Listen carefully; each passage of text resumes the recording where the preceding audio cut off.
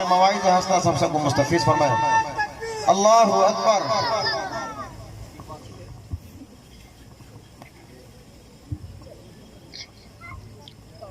السلام علیکم ورحمۃ اللہ وبرکاتہ۔ بسم اللہ الرحمن الرحیم۔ الحمد للہ رب العالمین والعاقبۃ للمتقین والصلاة والسلام على سید الانبیاء والمرسلین سیدنا ونبینا ومولانا محمد وعلى آلہ واصحابہ اجمعین، اما بعد فقد قال اللہ تعالی فی القرآن المجید: اعوذ باللہ من الشیطان الرجیم، بسم اللہ الرحمن الرحیم، انا نحن نزلنا الذکر وانا له لحافظون۔ وعن عثمان بن عفان رضی اللہ عنہ قال قال رسول اللہ صلی اللہ علیہ وسلم: خیرکم من تعلم القرآن وعلمہ، او کما قال علیہ الصلاة والسلام۔ وصلی اللہ تعالی علی خیر خلقہ وسلم تسلیما کثیرا کثیرا۔ رب اشرح لی صدری ویسر لی امری واحلل عقدۃ من لسانی یفقہوا قولی۔ ماشاءاللہ آج کا یہ پروگرام بڑی ہی خوبصورتی اور متانت کے ساتھ اختتام کو پہنچ رہا ہے، اور ایسا کم ہی دیکھنے کو آتا ہے کہ کوئی مجمع شروع سے آخر تک اپنی جگہ پہ بیٹھا ہو۔ اللہ تعالیٰ آپ حضرات کو جزائے خیر عطا فرمائے، اور جو کچھ بھی اس تعلق سے باتیں کہی گئیں یا کہی جائیں، ہم کہنے والوں سننے والوں سب لوگوں کو اس پر عمل کرنے کی توفیق مرحمت فرمائے۔ بہت مبارکباد کے مستحق ہیں یہ ننھے بچے 5 جو جن کے سر پر دستار رکھی گئی، انہوں نے حفظ قرآن مکمل کیا۔ یہ بچے بھی قابل مبارکباد، ان کے والدین، ان کے اہل خانہ، ان کے اساتذہ، اور جس ادارے کے اندر انہوں نے یہ حفظ مکمل کیا ہے، یعنی مدرسہ اسلامیہ جس کے احاطے کے اندر آج کا یہ پروگرام بھی ہو رہا ہے، تو اس مدرسے کے تمام ہی منتظمین، معاونین، ہر ایک مبارکباد کے مستحق ہیں، قابل ستائش ہے ان کی خدمات۔ اللہ تعالیٰ سے دعا ہے کہ ان سارے لوگوں کو جزائے خیر عطا فرمائے، ان کی خدمات قبول فرمائے، اور ہر ایک کے ساتھ خیر و عافیت کا معاملہ فرمائے۔ محترم بھائیوں، وقت کافی زیادہ ہو چکا ہے، بہت تمہیدی باتیں نہ کہتے ہوئے میں براہ راست اپنے عنوان پہ آتا ہوں۔ آج کا عنوان جیسا کہ ظاہر ہے کہ یہ ختم قرآن سے متعلق ہے، یہ پروگرام ختم قرآن سے متعلق ہے، اور قرآن کریم کی کیا اہمیت ہے، دیگر مذاہب میں جو مذہبی کتابیں ہوتی ہیں ان کے مقابلے میں قرآن کا کیا مقام و مرتبہ ہے، اللہ تعالیٰ نے کیا حیثیت اسے عطا فرمائی ہے۔ یہ مختصر 2-3 باتیں کہنے کے بعد اپنی بات ختم کروں گا۔ سب سے پہلے تو یہ آپ سمجھ لیں کہ اللہ تعالیٰ نے امت محمدیہ کے اوپر بہت سارے جو احسانات فرمائے ہیں، انہی احسانات میں ایک اہم احسان یہ ہے کہ دیگر امتوں کے مقابلے میں مختلف معاملات میں امت محمدیہ کو امتیازی حیثیت عطا فرمائی ہے۔ بہت ساری ایسی چیزیں ہیں جو امت محمدیہ کو تو ہیں لیکن پچھلی امتوں کو نہیں ملی تھی۔ ایک چیز تو آپ عام طور سے یہ سنا کرتے ہیں کہ اللہ تعالیٰ نے اس امت کو نائب النبی بنایا، یعنی جو کام انبیاء کرام علیہ السلام کا ہوا کرتا تھا دعوت و تبلیغ کا، اب ظاہر ہے کہ انبیاء کرام علیہ السلام کی آمد کا سلسلہ موقوف ہو گیا، اب نہیں آئیں گے، لیکن دو انبیاء کرام کے فرائض منصبی ہوا کرتے تھے، وہ کام اب کون انجام دے گا؟ تو یہ اللہ تعالیٰ نے یہ دعوت کا کام امت کے حوالے کیا کہ اب تمہیں نبیوں والا عمل کرنا ہے. چنانچہ آپ نے آیت پڑھی بہت زیادہ سنی ہوگی اور اکثر سنتے رہتے ہیں, کنتم خیر امۃ اخرجت للناس تأمرون بالمعروف وتنہون عن المنکر. اس آیت کے اندر اسی چیز کی طرف توجہ دلائی گئی کہ تمہاری یہ مقام و مرتبہ ہے, گزشتہ اور پچھلی امتوں کے مقابلے میں تمہاری حیثیت ایک داعی کی ہے, ایک نائب النبی کی. تو ایک حیثیت تو یہ عام طور سے امتیازی جو امت محمدیہ کی سنتے رہتے ہیں. دوسری حیثیت آپ کو یہ بھی معلوم ہونی چاہیے کہ اس امت کی امتیازی ایک حیثیت یہ بھی ہے کہ اللہ تعالیٰ نے اس امت کو حافظ قرآن بنایا, اپنی مذہبی آخری اہم ترین کتاب کا حافظ اللہ نے بنایا. یہ بھی ایک امتیازی خصوصیت ہے. پچھلی امتوں میں انبیاء کرام علیہ السلام تشریف لائے. ان انبیاء کرام علیہ السلام نے بہت سارے نبیوں کو کتابیں دی گئیں, نئی کتابیں, نئی شریعت, نئے احکام انہیں دیے گئے اور ان کی امتوں کو پابند بنایا گیا. اور پھر ان کے امت کے لوگوں کو یہ حکم تھا کہ اس کتاب کو پڑھیں, اس پر عمل کریں, سب کچھ کریں. لیکن کسی جیسے تورات حضرت موسیٰ علیہ السلام کو دی گئی, انجیل حضرت عیسیٰ علیہ السلام کو, زبور حضرت داؤد علیہ السلام کو, اور بھی دیگر کچھ انبیاء کرام کو کچھ صحیفے دیے گئے, کتابیں دی گئی. لیکن ایک بھی کوئی ثبوت نہیں ملتا کہ کسی بھی امتی کو حافظ انہیں جانا گیا ہو. تورات موسیٰ علیہ السلام کو ملی, وہ تو تورات کے حافظ تھے, لیکن ان کی امت جو بنی اسرائیل کہلاتی ہے, ایک بھی بنی اسرائیل کو تورات مکمل زبانی یاد نہیں. انجیل کا بھی وہی حال کہ کسی بھی عیسیٰ علیہ السلام کو امتی کو کوئی انجیل ازبر بغیر دیکھے زبانی یاد نہیں. زبور کا بھی وہی معاملہ, دیگر صحیفے جو دنیا کے اندر مختلف انبیاء کرام علیہ السلام کو ملے, ان کی امتوں کا کسی کو بھی کوئی چیز ازبر یاد نہیں. ایک مرتبہ حضرت موسیٰ علیہ السلام کی وفات کے بعد جنہیں تورات عطا کی گئی تھی, تو تورات کے ایک زمانہ ایسا آیا, کافی زمانہ گزرنے کے بعد ایک زمانہ ایسا آیا کہ تورات کے سارے نسخے ختم ہو گئے اور کوئی بھی تورات کو یاد کرنے والا نہیں تھا. دور دور تک تلاش کیا گیا کہ بھئی ہمارے درمیان ہماری جو مذہبی کتاب تھی وہ دکھلائی نہیں دے رہی ہے, کہیں معلوم نہیں ہو رہی ہے. کسی کے پاس اگر کوئی, وہ بہت تلاش کیا, بہت جستجو کی گئی, اور کوئی حافظ ہوتا تو وہ آ جاتا سامنے کر کے بھئی مجھ سے تورات سن لو, لیکن کوئی نہیں ملا, کہیں کوئی نسخہ نہیں ملا, کہیں کچھ نہیں ملا. بہت چلتے چلاتے, بہت بھاگ دوڑ کرتے کرتے, بڑی محنتیں اور تگ و دو کے بعد معلوم ہوا کہ ایک صاحب ہیں جنہیں تورات زبانی یاد ہے. اور وہ کون صاحب تھے؟ وہ تھے حضرت سیدنا عزیر علیہ السلام. حضرت عزیر علیہ السلام یہ بھی بنی اسرائیل کے انبیاء. بنی اسرائیل کی خصوصیات میں خصوصیات یہ بھی کہ بہت سارے انبیاء کرام کو اس قوم کے اندر اللہ نے بھیجا. تو حضرت عزیر علیہ السلام بھی بنی اسرائیل ہی کے درمیان بھیجے گئے انبیاء کرام میں سے ایک نبی تھے. تو حضرت عزیر علیہ السلام کے بارے میں معلوم ہوا تو ان کو بلایا گیا, انہوں نے پڑھ کر سنایا. اس کے بعد لوگوں کو اتنی خوشی ہوئی کہ حضرت عزیر علیہ السلام کو انہوں نے بہت زیادہ ادب و احترام جو کیا سو کیا ہی. اس کے ساتھ ساتھ ان کے مقام و مرتبے کو بھی اتنا بلند کر دیا کہ اس نے مبالغہ آرائی کر دیا, حتیٰ کہ یہ مقام و مرتبہ ان کا بلند کرتے کرتے ان کو یہاں تک کہہ دیا کہ یہ اللہ کے بیٹے ہیں, یہ اللہ کے بیٹے ہیں, نعوذ باللہ. اور اس کا تذکرہ بھی قرآن کریم کے اندر موجود ہے. وقالت الیہود عزیر ابن اللہ, یہودیوں نے کہا کہ عزیر اللہ کے بیٹے ہیں. بہرحال تو کہنے کا حاصل ہے کہ کسی بھی آسمانی کتابوں کا حافظ پچھلی امتوں کے اندر کوئی نہیں ملا.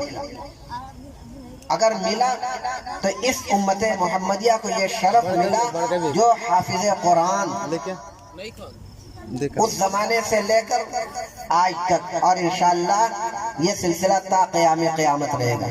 دیکھیے ایک اللہ تعالیٰ نے میں نے خطبے کے اندر یہ آیت پڑھی اِنَّا نَحْنُ نَزَّلْنَا الذِّكْرَ وَإِنَّا لَهُ لَحَافِظُونَ کہ ہم ہی نے ذکر نازل کیا، ہم ہی نے قرآن نازل کیا. یہاں پہ ذکر سے مراد قرآن ہے. ہم ہی نے قرآن نازل کیا اور ہم ہی اس کی حفاظت کرنے والے ہیں. تو اللہ تعالیٰ نے کس طریقے سے نازل فرمایا.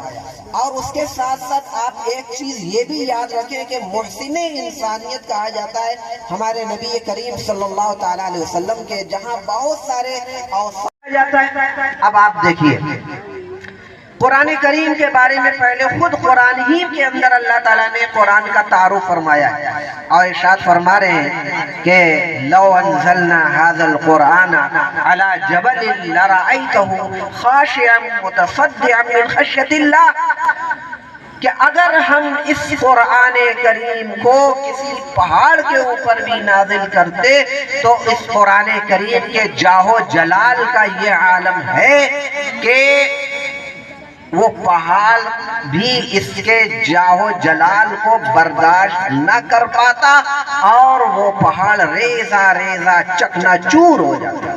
یہ حقیقت یہ قرآن کریم کے اندر اللہ نے بیان فرمائی. لیکن یہ طاقت اور قوت اچھا ایک ہے جلال اور ایک ہے جمال. اللہ رب العالمین ذوالجلال والاکرام، آپ سنتے ہیں رب ذوالجلال، اللہ رب العالمین کی ذات ذوالجلال ہے اور ایسی ذات ہے کہ کسی انسان کو دنیا کے اندر یہ طاقت دی ہی نہیں کہ اللہ رب العالمین کی ادنا سی تجلی کو بھی وہ انسان برداشت کر سکے. تو جب اللہ کی ذات کا یہ معاملہ ہے کہ کوئی انسان برداشت نہیں کر سکتا تو اللہ کے کلام کو کیسے کوئی برداشت کرے گا.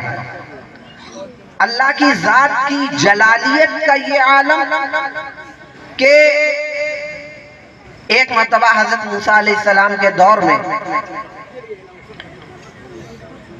کچھ بہت سارے لوگوں نے یہ کہا، پیشکش کیا حضرت موسیٰ علیہ السلام سے کہ ہم اس وقت تک آپ کے اوپر ایمان نہ لے آویں گے جب تک کہ ہم اللہ کو بالکل علی الاعلان دیکھ نہ لیں. قالوا لن نؤمن حتى نرى الله جهرا. تو موسیٰ علیہ السلام سے کہنے لگے کہ بھئی جب تک ہم اللہ آپ کے خدا کو دیکھ نہ لیں تب تک ہم ان کے اوپر ایمان تھوڑی لائیں گے. موسیٰ علیہ السلام بڑا پریشان ہے، کیا کیا یہ کون سی بات ہے. بار موسیٰ علیہ السلام نے سمجھایا کہ تمہارے اندر اتنی طاقت نہیں ہے کہ تم اسے دیکھ سکو. بزد ہو گئے سب اور 70,000 لوگوں نے اپنے 71,000 پر ایک ایک نمائندہ، تو 70,000 لوگوں میں 70 لوگ آئے اور اتنی گزارشات اور معذرت کیا کہ موسیٰ علیہ السلام کو کوہ طور پر لے کر پہنچ گئے اور بارگاہ الہی میں درخواست لگا دی رب العالمین یہ معاملہ ہے. تو اللہ تعالیٰ نے موسیٰ علیہ السلام کو کہا کہ بھائی یہ کیسے ہو سکتا ہے، یہ ممکن نہیں ہے. پھر بھی موسیٰ علیہ السلام نے ان لوگوں کو سمجھایا لیکن وہ بزد ہوئے.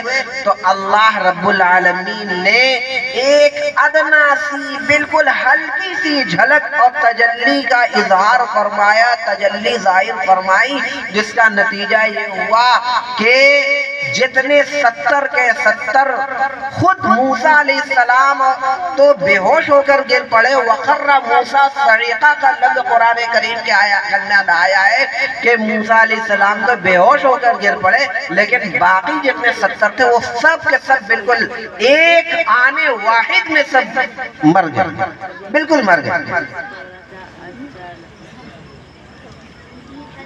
اللہ تعالیٰ نے اس واقعے کا بھی ذکر قرآن کریم کے پہلے پارے میں فرمایا ہے ثم بعثناکم من بعد موتکم لعلکم تشکرون. اس میں یہ سارے موسیٰ علیہ السلام نے دیکھا کہ بھئی یہ 70,000 لوگوں کے 70 نمائندے اور سب کے سب مر گئے ہیں تو میں وہاں جا کر کیا جواب دوں گا. بڑا پریشان ہوئے موسیٰ علیہ السلام نے اللہ کی بارگاہ میں دعا لگائی کہ اللہ یہ ٹھیک نہیں ہوا اور ہم معذرت کرتے ہیں، یہ غلطی تو بہت بڑی انہوں نے کیا ہے، ہم ان کی طرف سے معذرت کرتے ہوئے اے اللہ ہم التجا کرتے ہیں، تو بڑی بدگمانی کے اندر وہ مبتلا ہوں گے پوری قوم کے لوگ، لہذا اے اللہ آپ انہیں دوبارہ زندہ کر دیجئے۔ چنانچہ موسیٰ علیہ السلام کی دعا قبول ہوئی، ان 70 کو اللہ تعالیٰ نے دوبارہ زندہ کیا، ساری تفصیلات قرآن کریم کے اندر موجود۔ تو یہ ہے جلال الہی کہ ادنا سی جھلک برداشت نہیں کر سکے۔ وہی حال کلام الہی کا بھی ہے کہ وہ بھی اتنا جلال والا ہے کہ اس کے بارے میں اللہ فرمایا کہ یہ پہاڑ بھی برداشت نہیں کر سکتا، ریزہ ریزہ چکنا چور ہو جائے گا۔ لیکن قربان جائیں حضرت محسن انسانیت سید القونین تاجدار دو عالم حضرت محمد الرسول اللہ صلی اللہ علیہ وسلم پر کہ انہوں نے اتنا بڑا بوجھ برداشت فرمایا، کس کے لیے؟ پوری امت کے لیے، ہمارے اور آپ کے لیے کتنا بڑا احسان ہے آپ کا ہمارے اوپر۔ اور کتابیں آپ پڑھیں سیرت کے تعلق سے تو آپ کو یہ ان کتابوں میں ملے گا کہ اس جاہو جلال کا یہ عالم تھا کہ جب وحی نازل ہوتی تھی تو جاڑے کا بھی موسم ہوا کرتا تھا، تو ہمارے بوجھ کے آپ کے جسم مبارک سے پسینے جاری ہو جایا کرتے ہیں۔ اگر اونٹنی پر سوار ہوتے اور وحی نازل ہوتی تو ہمارے بوجھ کے اور جاہو جلال کے وہ اونٹنی بیٹھ جایا کرتی تھی۔ عجیب و غریب عالم ہوا کرتا تھا اور عجیب طرح کے مشاہدات اور حالات اس وقت سامنے آتے، وہ ساری کی ساری کتابوں کے اندر موجود۔ لیکن یہ احسان ہے نبی پاک صلی اللہ علیہ وسلم کا کہ ہمارے لیے انہوں نے اس بوجھ کو برداشت کیا اور اس تکلیف کو برداشت کرتے رہے، اور آپ نے اس امت کے سب سے پہلے اس مذہب اسلام کے سب سے پہلے حافظ یہ آپ صلی اللہ تعالیٰ علیہ وسلم، اللہ تعالیٰ نے اس کی حفاظت کا انتظام بھی امت ہی کے ذریعے سے فرمایا۔ ایک تو یہ فرمایا کہ ہم اس کی حفاظت کرنے والے، اور حفاظت کے لیے اسباب کے درجے میں بھی اسی امت کو اللہ تعالیٰ نے تیار فرما دیا۔ اس میں سب سے پہلے حافظ قرآن حضرت نبی پاک صلی اللہ تعالیٰ علیہ وسلم، جب حضرت جبرائیل علیہ السلام آتے اور اللہ کی طرف سے وحی لے کر آتے تو آپ صلی اللہ علیہ وسلم جلدی جلدی قرآن کریم کو یاد کرنے کی کوشش کرتے، کہیں ایسا ہو کہ کوئی حصہ، کوئی آیت، کوئی جز اس کا یاد کرنے سے رہ جائے، تو اللہ رب العالمین نے آپ کے اوپر مزید احسان فرماتے ہوئے ارشاد فرمایا کہ لا تحرک به لسانك لتعجل به ان علينا جمعه وقرانا فاذا قرأناه فاتبع قرانا ثم ان علينا بیانه۔ یا اے محبوب، آپ اتنی جلدی جلدی زبان ہلا کر آپ قرآن کریم کو پڑھنے کی کوشش نہ کریں، اتنی مشقت کے اندر آپ نہ پڑھیں، یہ ہمارے اوپر ہے کہ ہم اس کو آپ کے سینوں تک محفوظ رکھیں، اس کا قائم کرنا، اس کا جمع کرنا اور اس کو محفوظ کرنا یہ ہماری ذمہ داری ہے۔ تو یہ آپ سب سے پہلے حافظ قرآن، آپ کے بعد آپ کے جانثار صحابہ، بے شمار صحابہ کرام، انہوں نے آپ صلی اللہ علیہ وسلم کی زبانی قرآن کریم کو سنا، اور سننے کے بعد سارے کے سارے صحابہ کرام اس زمانے، بیشتر صحابہ کرام حافظ قرآن، جس نے جتنا قرآن سنا وہ سب کے سب سن کر ایک دوسرے کو سنا کر اس طریقے سے وہ حافظ قرآن ہو گئے۔ حتیٰ کہ جب بیر معونہ کا دردناک واقعہ پیش آیا تھا تو اس موقع پر اتنے صحابہ کرام ہو چکے تھے کہ 70 صحابہ کرام بیر معونہ کے واقعے میں شہید ہوئے تھے۔ تو آپ اندازہ لگائیں کہ کتنے صحابہ کرام اس وقت رہے ہوں گے۔ اس کے بعد پھر آپ صلی اللہ تعالیٰ علیہ وسلم کی جب اس دنیا سے وفات ہو گئی، وفات پا گئے، تو اب پھر سیدنا ابو بکر صدیق رضی اللہ عنہ، عمر فاروق اعظم رضی اللہ عنہ، بہت سارے صحابہ کرام کے درمیان ایک مسئلہ پیدا ہوا کہ یہ قرآن ابھی تک صرف سینوں کے اندر محفوظ ہے، اگر یہ قرآن تحریری طور پر اگر کہیں ہو اور یکجا کر دیا جائے تو یہ قرآن اس کی حفاظت میں اور زیادہ مدد ملے گی۔ یہ حفاظ کرام جہاد میں جاتے ہیں، جنگوں میں جاتے ہیں، بہت سارے شہید بھی ہیں، اس طریقے سے یہ سلسلہ جاری رہا اور سارے حفاظ قرآن ایک ایک کر کے رخصت ہوتے گئے تو پھر قرآن کی حفاظت کا ایک بڑا مسئلہ پیدا ہو جائے گا۔ تو تمام صحابہ کرام، اجلہ صحابہ کرام نے بیٹھ کر اس پر اجماع کیا، اس پر اتفاق کیا کہ بھائی اس کی تحریری شکل میں اس کا جمع کرنے کا انتظام ہونا چاہیے۔ چنانچہ سارے لوگوں نے محنت مشقت کر کے جیسے جس کے پاس جو بھی اجزاء تھے، حصے تھے، سب لوگوں نے اکٹھا کر کے قرآن کریم اکٹھا کیا، اور انہی صحابہ کرام رضوان اللہ علیہ مجمعین کی محنتوں کا نتیجہ ہے کہ قرآن جو اکٹھا ہوا تو نسلاً بعد نسل، قرناً بعد قرن، سینہ بسینہ منتقل ہوتا ہوا قرآن کریم اصلی حالت میں آج بھی ہمارے درمیان موجود ہے، اور اللہ تعالیٰ نے اس کی حفاظت کا جو ذمہ لیا تھا آج بھی الحمدللہ اللہ تعالیٰ اپنی ذمہ داری کو انجام دے رہے ہیں اور حفاظت فرما رہے ہیں، اور ایسی حفاظت فرمائی کہ اتنا طویل زمانہ گزرنے کے باوجود بھی ایک سورہ، ایک پارہ، ایک آیت تو بہت دور کی بات، ایک حرف، ایک نقطہ بھی کوئی بھی آج تک ادھر سے ادھر کرنے کی کسی کے اندر جرأت اور ہمت نہ ہو سکی۔ انشاءاللہ یہ سلسلہ قیامت تک رہے گا۔ تو یہ آپ دیکھ لیجئے کہ اس امت محمدیہ کے اندر یہ اللہ تعالیٰ نے اتنی خصوصیت رکھی کہ یہ ننھے بچے آج حافظ قرآن، یہ اللہ تعالیٰ نے اس امت کو کا انتخاب بھی فرمایا اور اس کو اتنا آسان فرما دیا، اتنا آسان دیا۔ خود اللہ تعالیٰ نے وَلَقَدْ يَسَّرْنَا الْقُرْآنَ لِلذِّكْرِ، ہم نے آسان کر دیا قرآن کریم کو، اتنا آسان فرمایا کہ آج دیکھ رہے ہیں کہ کتنی ننھی عمر کے یہ بچے ہیں اور آج ان کے سینوں کے اندر قرآن پاک موجود ہے، محفوظ ہے۔ میری دعا ہے کہ یہ قرآن کے سینوں میں تا حیات قائم و دائم رہے اور باقی رہے۔ تو یہ ہے قرآن کریم کی حفاظت کا یہ معاملہ، اور اللہ تعالیٰ نے کتنا امتیاز بخشا ہے اس امت کو۔ اور قرآن کریم ہمارے لیے ایک بہت ہی اہمیت کی حامل ہماری مذہبی کتاب ہے۔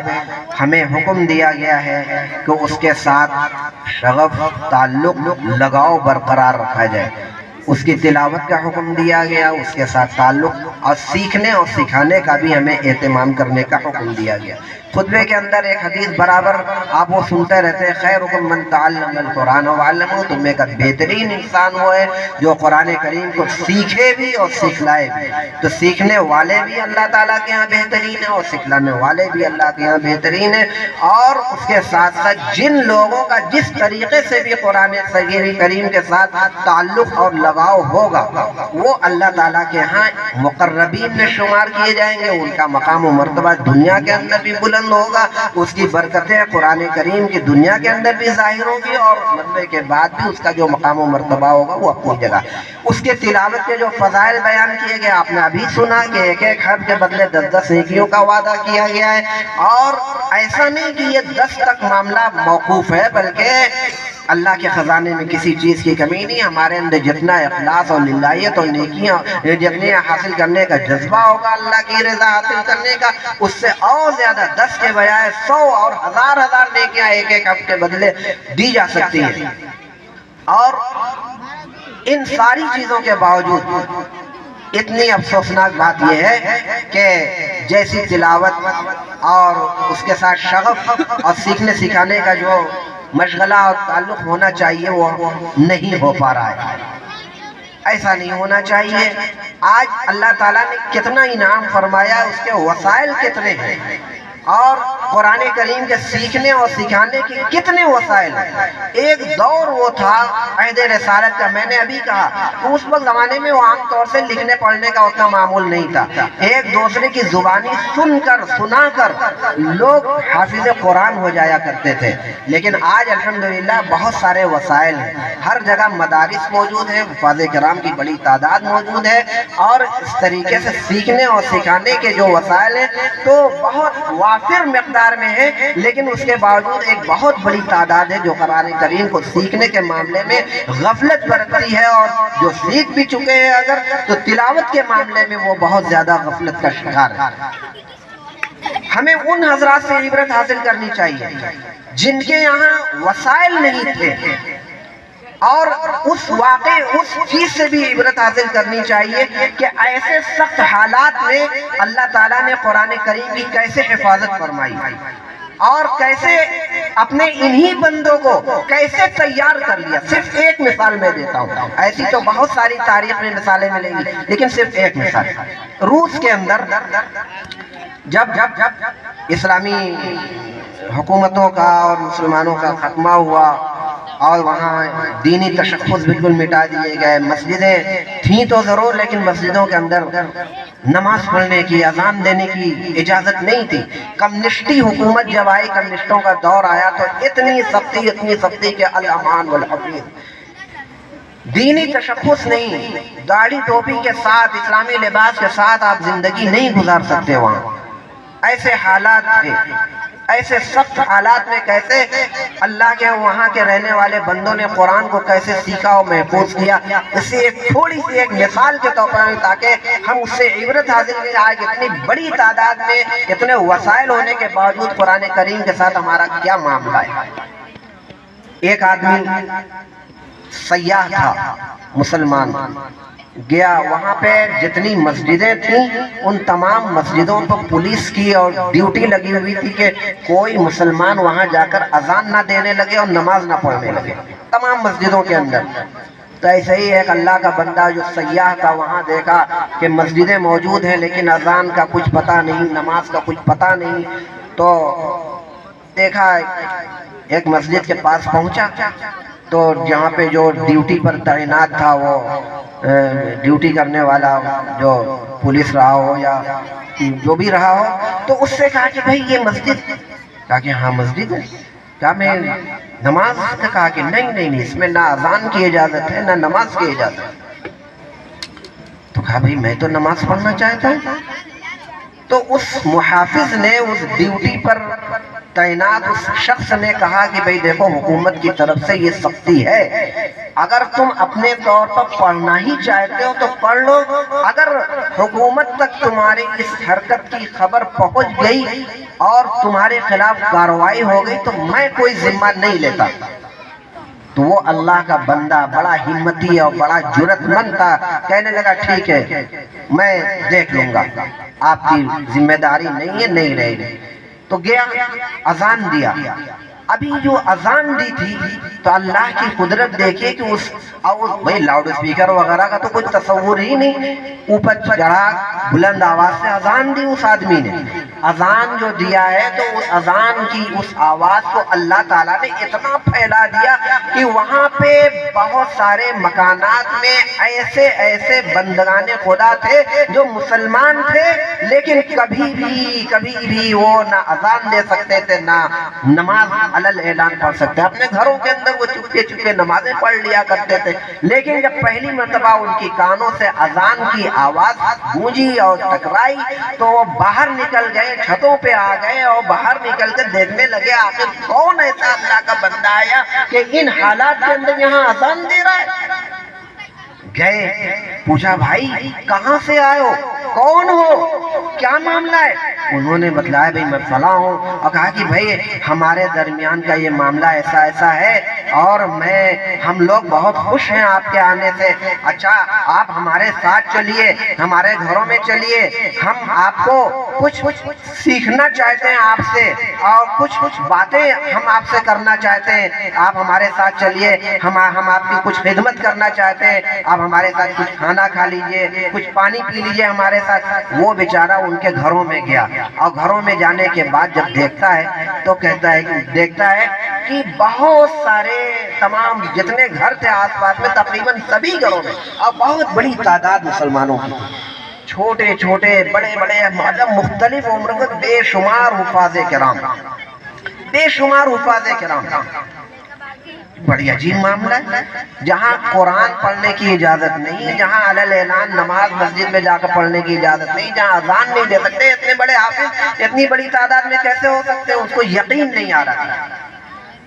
تو اطمینان کے لیے اس نے ایک بچے کو بلایا اور کہا کہ بھائی اگر تم حافظ ہو تو اس آدمی کے جیب میں جس نے اذان دی تھی اس کے جیب میں پاکٹ سائز کا قرآن کریم موجود تھا. کہا کہ اگر تم قرآن کے حافظ ہو تو قرآن کریم کی ایک صفحے کو کھولا اور کہا ایک آیت پر انگلی رکھ کے کہا کہ بھائی اس کے آگے پڑھو، اس کے آگے پڑھو. اب وہ بیچارہ جس کے بارے میں کہا گیا کہ حافظ قرآن ہے وہ پڑھ ہی نہیں پا رہا، نہیں پڑھ پا رہا. ایک کو بلایا، دوسرے کو بلایا، تیسرے کو بلایا، کوئی بھی قرآن کریم کو دیکھ کر پڑھ نہیں پا رہا ہے. کیوں نہیں پڑھ پا رہا؟ قرآن کریم وہاں کبھی کسی نے دیکھا ہی کب تھا؟ کبھی سامنے قرآن سامنے رکھ کر پڑھتے تب تو یہ انہیں پتا لگتا کہ یہ کیا کیا لکھا ہوا ہے، دیکھ کر پڑھتے. انہوں نے جو قرآن کریم یاد کیا تھا ایک دوسرے سے سن کر یاد کیا تھا، جس کا نتیجہ تو اس کو جب معلوم ہوا تو انہوں نے کہا کہ اچھا دیکھو دیکھ کر نہیں پڑھ سکتے تو میں آیت بتلاتا ہوں، اس آیت کے آگے سے پڑھو. تو جہاں جہاں جب جس آیت کے بارے میں اس نے کہا فوراً ان بچوں نے پڑھنا شروع کر دیا، ایک دم صحیح پڑھا. تو اب آپ اندازہ لگائی کہ ایسی جگہ جہاں اتنی سختیاں سب کچھ، اور کیسے ان اللہ کے بندوں نے قرآن کریم کو اپنے سینوں میں محفوظ رہ کر کس قرآن کریم کا حق ادا کیا، اور اللہ تعالیٰ نے ان حالات میں کیسے قرآن کریم کی حفاظت فرمائی. ایک وہ جگہ اور آج یہ ہم جس دور کے اندر جس علاقے کے اندر جس جگہ رہ رہے، آج تو الحمدللہ اتنے سارے وسائل، اس کے باوجود ہمارا بچہ حافظ قرآن نہ صحیح کم سے کم ناظرہ بھی نہ بن سکے تو اس سے زیادہ افسوس اور حسرت کی بات کیا ہو سکتی ہے. تو آج کے اس پروگرام کے توسط سے میرا پیغام یہی ہے کہ حافظ قرآن بن جائیں ہمارے آپ کے بچے، تب تو نور علی نور، لیکن کم سے کم ناظرہ خاں تو ضرور بنے، ناظرہ خاں تو ضرور بنے. اور قرآن کریم کی تلاوت کا معاملہ، قرآن کریم کے ساتھ تلاوت اور اس کے ساتھ جو 10 نیکیاں اور سب قرآن کریم کے ساتھ تعلق اور شغف.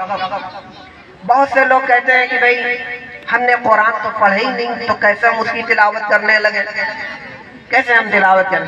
ان کے لیے تو میں برابر کہتا رہتا ہوں کہ بھئی ٹھیک ہے قرآن نہیں پڑھے ہو، اللہ کے بندے مسلمان ہو کم سے کم قرآن کریم کی کچھ چھوٹی چھوٹی آیتیں تو یاد ہوں گی. انا اعطینا ہے، قل هو اللہ ہے، والعصر ہے، اور بھی چھوٹی چھوٹی کچھ آیتیں ہیں جو ہر مسلمان کو. بھائی نماز پڑھتے ہو تو کچھ نہ کچھ سورہ فاتحہ تو ہر آدمی جو یاد ہے وہی پڑھو، جو یاد ہے وہی پڑھو.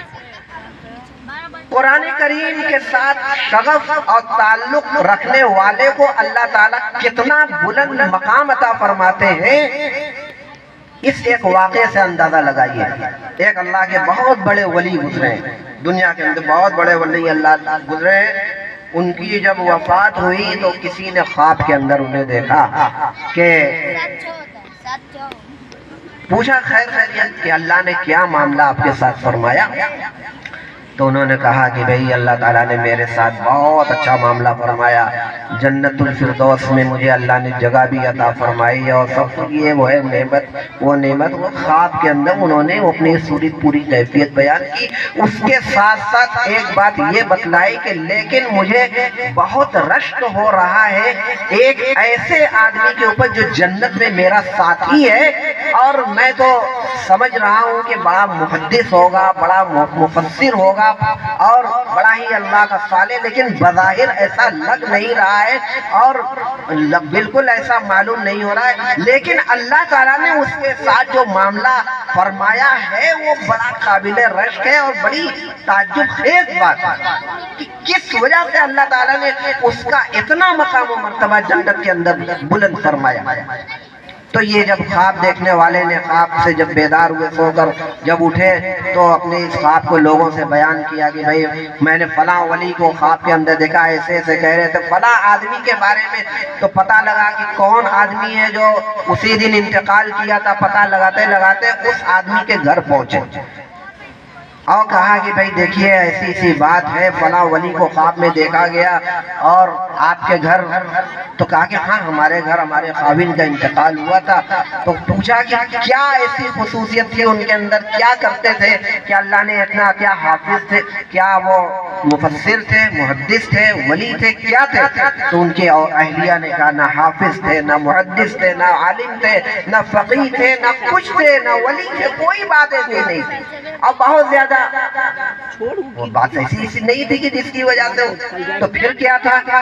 تو انہوں نے کہا کہ ایک بات ان کے اندر تھی کہ وہ قرآن پڑھے ہوئے بھی نہیں تھے، ایک حرف بھی قرآن نہیں پڑھے تھے، لیکن قرآن کریم سے تعلق اور شغف اور ان کے ساتھ دلچسپی قرآن کریم کی اتنی تھی کہ قرآن کریم کو سامنے رکھ لیتے اور رکھنے کے بعد ہر سطر پہ، ہر صفحے پہ انگلی رکھتے اور کہتے کہ اے اللہ، میں قرآن تو پڑھا نہیں ہوں، لیکن جو قرآن، یہ جو آیت جو آپ نے لکھی، یہ جو کلام ہے تیرا، اے اللہ یہ تیرا کلام ہے، جو تو نے کہا یہ بالکل صحیح، اور یہ بھی صحیح، اور یہ بھی صحیح، اور یہ بھی صحیح، اسی طریقے سے کہہ کر ہر سطر پر، ہر آیت پہ انگلیاں رکھ کر یہی کہتا رہتا کہ اے اللہ یہ بھی صحیح، اے اللہ یہ بھی صحیح ہے، اے اللہ یہ بھی تیرا پاک کلام ہے، اے اللہ یہ بھی ہم اس کے اوپر یقین رکھتے ہیں، یہ بھی صحیح، یہی کہتا تھا اور یہی کرتا تھا، بس یہی اس کا ایک عمل تھا۔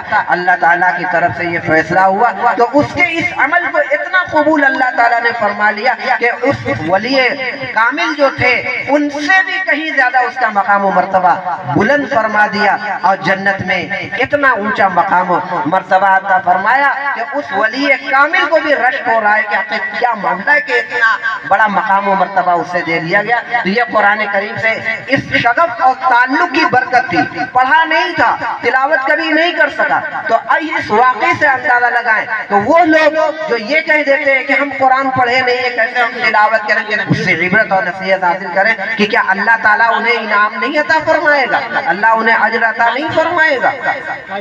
اور قرآن کریم سے شغف اور تعلق ہماری ماں اور بہنوں کے لیے یہ واقعہ خاص طور سے بہت زیادہ لاپرواہی اور غفلت آج جو بڑھتی جا رہی ہے قرآن کریم کے ساتھ پڑھنے پڑھانے اور سیکھنے سکھانے کے معاملے میں، اس واقعے سے عبرت حاصل کریں۔ نبی کریم صلی اللہ تعالیٰ علیہ وسلم کی خصوصیات میں ایک خصوصیت یہ بھی تھی، ایک تو یہ ہے کہ آپ سنتے ہوں گے کہ بھئی نبی کریم صلی اللہ تعالیٰ علیہ وسلم کی ازواج مطہرات کتنی تھیں؟ 11۔ باقی تمام مسلمانوں کو بیک وقت 4 بیویوں کے رکھنے کی اجازت ہے، لیکن نبی پاک صلی اللہ علیہ وسلم کی یہ خصوصیت تھی کہ ان کو جو 4 سے زائد ان کو بیویاں رکھنے کی اللہ کی طرف سے اجازت تھی۔ 11 بیویاں تھیں آپ۔ ایک خصوصیت اس معاملے میں یہ بھی تھی کہ اگر کوئی عورت جو مومنہ ہو، اگر وہ آپ کی خدمت میں حاضر ہو کر یہ کہہ دے کہ میں اپنے آپ کو ہبہ کرتا ہوں آپ کے اوپر، تو آپ اسے قبول فرما لیں تو یہ آپ کی بیوی ہوگی۔ اس خصوصیت کا تعلق قرآن کریم کے اندر سورہ احزاب میں موجود ہے۔ وَامْرَأَةً مُؤْمِنَةً إِنْ وَهَبَتْ نَفْسَهَا لِلنَّبِيِّ إِنْ أَرَادَ النَّبِيُّ أَنْ يَسْتَنْكِحَهَا خَالِصَةً لَكَ مِنْ دُونِ الْمُؤْمِنِينَ، کہ تمام مسلمانوں کے علاوہ صرف آپ کی خصوصیت ہے کہ اگر کوئی مومن عورت آپ کو سامنے آ کر کہتی ہے کہ میں نے اپنے آپ کو ہبہ کر دیا آپ کے لیے، تو وہ آپ کی بیوی ہو جائے گی اگر آپ نے قبول کر لیا تو۔ یہ آپ کی خصوصیت ہے، اور کسی مسلمان کے لیے یہ خصوصیت نہیں ہے۔ یہ قرآن میں اللہ تعالیٰ نے من دون المؤمنین علاوہ تمام مسلمان۔ تو ایسے ہی ایک عورت آئی اور نبی پاک صلی اللہ تعالیٰ علیہ وسلم تشریف فرما تھے اور آ کر کہتی ہے کہ یا رسول اللہ میں نے اپنے آپ کو آپ کے اوپر ہبہ کر دیا۔ نبی کریم صلی اللہ تعالیٰ علیہ وسلم نے اس کی پیشکش کو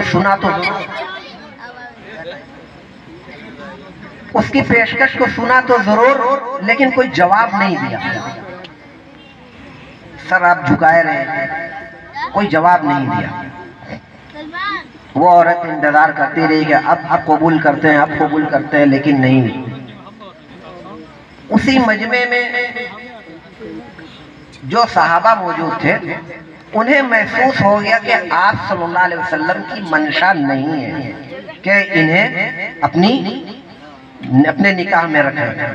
تو ایک صحابی کھڑے ہوئے اور کہنے لگے یا رسول اللہ، اگر آپ کو ضرورت نہیں ہے یا آپ کی منشا نہیں ہے تو اس خاتون کا مجھی سے نکاح کرا دیں.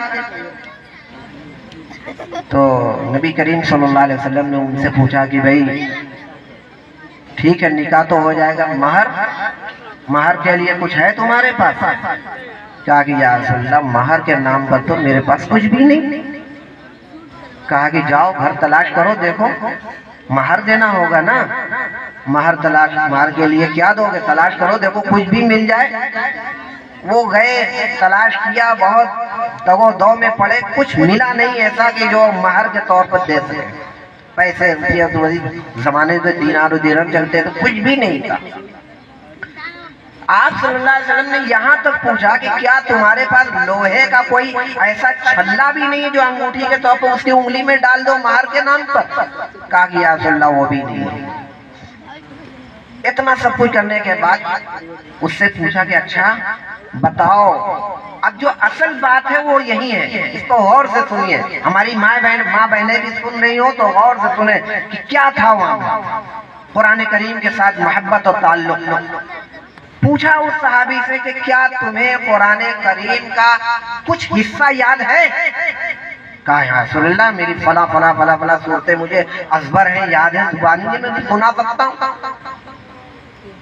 تو اس عورت سے پوچھا گیا کہ بھئی ایسی ایسی بات ہے، مہر کے نام پر ان کے پاس کچھ نہیں ہے، تمہیں مہر کے طور پر کیا یہ قبول ہے کہ تمہیں، اچھا اس سے بھی پوچھا گیا کہ تمہیں کچھ قرآن، تو اس عورت کو بھی قرآن کے